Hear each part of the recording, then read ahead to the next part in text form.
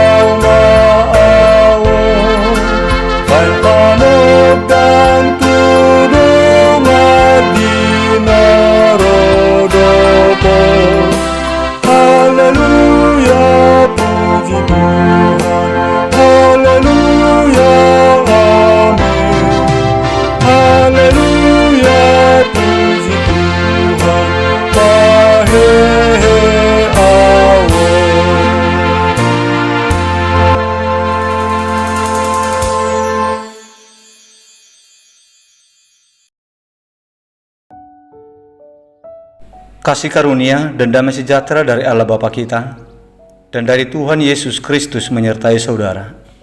Amin. Bapak Ibu Saudara yang terkasih, firman Tuhan renungan untuk kita hari ini tertulis dalam kitab Ratapan pasal 3 ayat 41 yang berkata demikian. Marilah kita mengangkat hati dan tangan kita kepada Allah di sorga. Demikian isi firman Tuhan. Bapak Ibu Saudara jemaat Tuhan, di tengah-tengah terjadinya kehancuran atas bangsa Yehuda akibat dari dosa-dosa mereka kepada Tuhan, Nabi Yeremia menyuarakan berbagai himbauan kepada masyarakat bangsa Yahudi. Salah satu isi dari himbauan-himbauan Nabi Yeremia itu adalah supaya umat Yehuda mengangkat hati dan tangan kepada Allah. Melalui himbauan yang berbentuk alegori ini, Nabi Yeremia menginginkan supaya umat Yehuda yang sedang mengalami kehancuran itu tidak mengeluh atas kehancuran yang menimpa mereka, tetapi hendaknya mereka mengeluh atas dosa-dosa yang mereka lakukan. Sebab seandainya pun bukan karena dosa-dosa mereka yang membuat mereka hancur, dengan cara mengeluh karena kehancuran itu bukanlah cara yang tepat untuk memulihkan keadaan hidup mereka seperti sedia kala. Apalagi kehancuran mereka itu datangnya dari Allah karena dosa-dosa mereka. Tidaklah ada gunanya untuk meratapi kehancuran, tetapi sangat berguna jika mereka meratapi dosa-dosa mereka, disertai dengan penyesalan dan pertobatan, yaitu dengan mengangkat hati dan tangan mereka kepada Tuhan Allah, menyerahkan diri dan hidup mereka beribadah dan mengabdi dengan setia kepada Tuhan. Hanya lewat cara itulah satu-satunya bagi mereka untuk bisa pulih kembali dari kehancuran itu. Apabila mereka tidak mau menempuh cara seperti itu, maka penderitaan mereka tidak akan berakhir, dan hidup mereka yang hancur itu tidak akan pernah pulih kembali sampai kapanpun. Meskipun mereka melakukan usaha yang semaksimal mungkin, dengan sekuat tenaga, dengan sekuat pengetahuan, maupun dengan sekuat relasi mereka.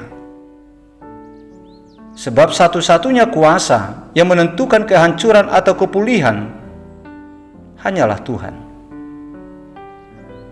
Dialah yang berkuasa untuk menentukan hancur atau tidaknya hidup seseorang, pulih atau tidaknya hidup orang yang mengalami kehancuran. Dengan kenyataan hidup yang demikian, maka tidak ada jalan lain untuk bisa pulih kembali selain daripada hidup dengan mendekatkan diri kepada Tuhan dan berseru kepadanya meminta pertolongan dan campur tangannya. Wujud dari hidup yang mendekatkan diri kepada Tuhan adalah memberi hati untuk menaati segala nasihat, pengajaran, perintah dan larangan Tuhan, dan memberi hati untuk percaya serta beribadah hanya kepada Tuhan. Dengan berserah diri serta memohon kemurahan hati Tuhan untuk menolong kita dari kehancuran itu, itulah yang akan memulihkan keadaan hidup kita kembali. Sebab walaupun Tuhan mendatangkan kesusahan di saat kita penuh dengan dosa,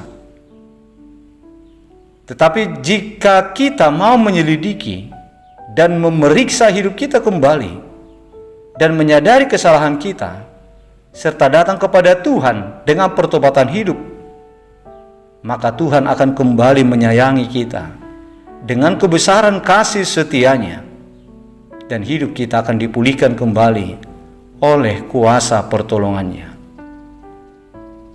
Bapak Ibu Saudara jemaat Tuhan, memang tidak semua kehancuran itu akibat dari dosa, akibat dari perbuatan jahat, seperti hidup Ayub.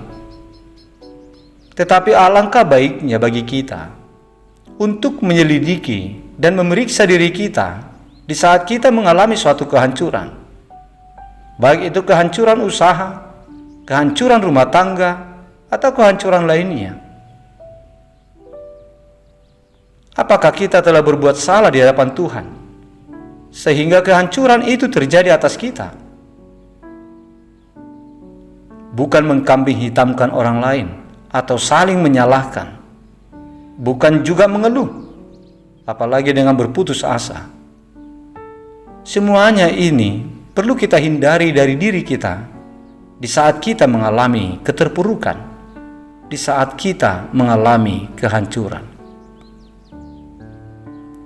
Dengan terbukanya hati kita untuk menyelidiki dan memeriksa diri kita atas segala sesuatu yang pernah kita perbuat, dampaknya itu sungguh luar biasa. Sebab walaupun kenyataannya kehancuran yang kita alami itu bukan karena diakibatkan dosa yang kita lakukan, tetapi dengan keterbukaan hati kita untuk meneliti diri kita dan untuk semakin mendekatkan diri kepada Tuhan, maka perbuatan kita itu akan menjadi gold point bagi Tuhan atas diri kita. Dan Tuhan akan melimpahkan berkat-Nya kepada kita dan memulihkan keadaan hidup kita menjadi lebih dari keadaan kita semula. Hal itu sudah dialami oleh Ayub sendiri. Hidupnya menjadi berkelimpahan berkat pasca kehancuran yang pernah dialaminya. Itulah terjadi atas Ayub, karena Ayub tampil hidup setia kepada Tuhan walau saat kehancuran sedang menimpa hidupnya. Dan jika kehancuran itu akibat dari dosa-dosa kita, maka dengan berbuat yang demikian akan membuka hati Tuhan untuk berbelas pengasihan kepada kita, dan Tuhan akan memulihkan hidup kita kembali. Oleh sebab itu jemaat Tuhan, marilah kita hidup semakin mendekatkan diri kepada Tuhan, memberi hati yang berketaatan, serta berserah diri kepada Tuhan. Raja Daud pernah berkata demikian, "Serahkanlah khawatirmu kepada Tuhan, maka Ia akan memelihara engkau. Tidak untuk selama-lamanya dibiarkannya orang benar itu goyah. Mazmur 55 ayat 23. Demikian juga di dalam kitab Mazmur pasal 1 ayat 1 sampai ayat 3 dikatakan, berbahagialah orang yang kesukaannya Taurat Tuhan dan yang merenungkannya siang dan malam. Sebab ia seperti pohon yang ditanam di tepi aliran air, yang menghasilkan buahnya pada musimnya, dan yang tidak layu daunnya. Apa saja yang diperbuatnya berhasil. Artinya Bapak Ibu Saudara jemaat Tuhan yang terkasih, supaya kita dapat bangkit kembali dari keterpurukan kita, maka marilah kita mempersembahkan hidup kita kepada Tuhan dengan hati yang berketaatan serta diri yang berserah kepada Tuhan. Kiranya Tuhan memulihkan kembali hidup Bapak Ibu Saudara sekalian, memulihkan hidup kita di saat kita mengalami kehancuran. Oleh kuasa Tuhan, kita pasti akan dipulihkan kembali, asal kita mau memberi hati kita untuk berketaatan kepadanya, asal kita mau memberi hidup kita untuk beribadah dan percaya hanya kepadanya. Amin. Marilah kita berdoa. Bapa di surga yang kami sembah dan yang kami muliakan, di dalam nama Tuhan Yesus Kristus Kepala Gereja, terima kasih kami sampaikan kepadamu Bapa, karena Engkau telah memberikan keselamatan kepada kami, sehingga kami boleh bangun dalam keadaan selamat. Terima kasih buat firman-Mu yang telah Engkau sampaikan kepada kami hari ini. Engkau mengingatkan kami bahwa Engkaulah sumber pemulihan dan keselamatan dalam hidup kami.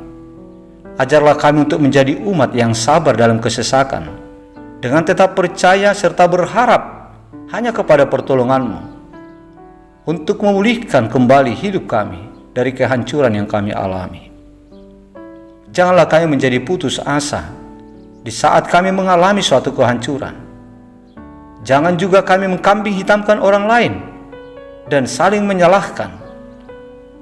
Tetapi hendaknyalah kami oleh pertolongan-Mu menjadi pribadi yang mau meneliti dan menyelidiki diri kami sendiri, untuk memperbaharui diri kami di saat kami sadar atas segala kesalahan kami, sehingga kami semakin mendekatkan diri kepada-Mu ya Tuhan.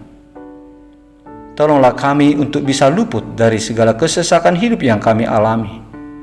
Pulihkanlah kami Tuhan dari kehancuran yang kami alami. Jangan biarkan kami rebah dengan tidak berdaya, karena kami tahu bahwa Engkau adalah Tuhan yang murah hati dan yang berbelas pengasihan. Kasihanilah kami Bapa, ampunilah segala kesalahan kami, dan biarlah Roh-Mu menuntun kami untuk berbenah diri, untuk membenahi diri kami atas segala kekurangan kami.